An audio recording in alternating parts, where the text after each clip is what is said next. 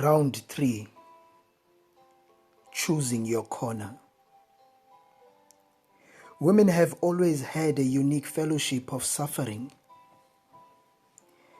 A woman can walk up to another woman on the street, a complete stranger, and ask her for a tampon. And this new friend will immediately start digging around in a purse just to try to help you.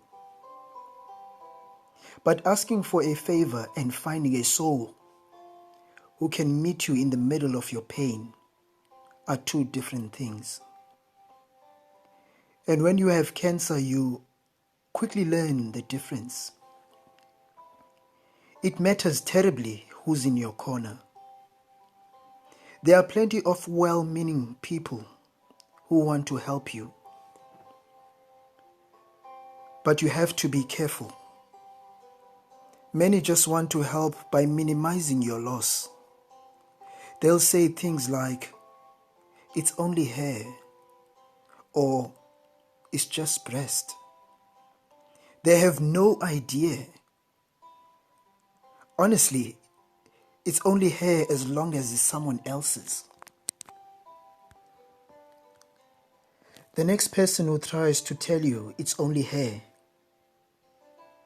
ask her about the last time she lost all hairs in clumps on the floor,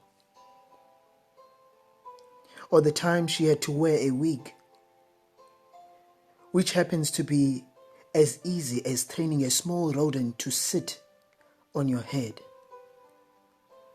The truth is that people who want to minimize your pain sometimes just want to minimize theirs. Often the people you think will walk alongside you through the cancer can't find the time to return your call. And surprisingly, the ones you never would have guessed drop everything and won't leave your side.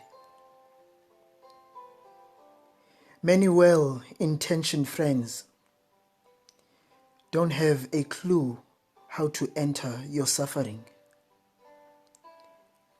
Let's face it, there's no handbook. No one has yet written Suffering for Dummies, thank God. So while they don't mean to, some friends might treat your illness with a casual word that falls ridiculously and painfully short of helping. Bless their hearts, they just don't know.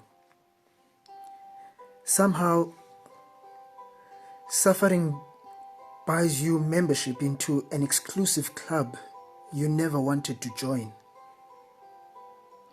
But it doesn't take long to tell who is in and who is not.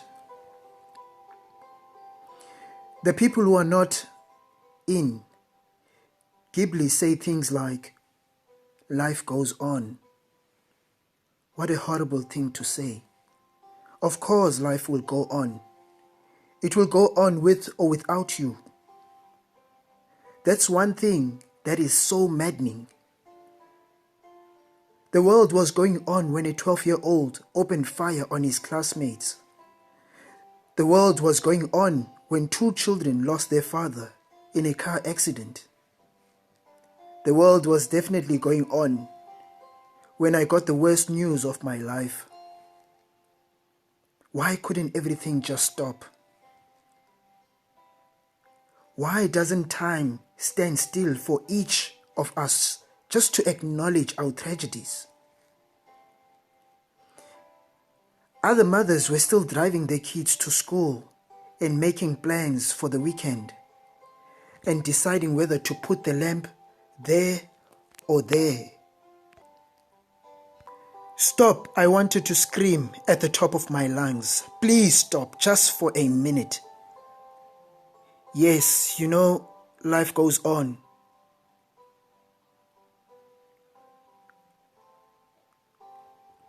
But you are not so sure if you want it to, because whatever happens from here on, life will never be the same.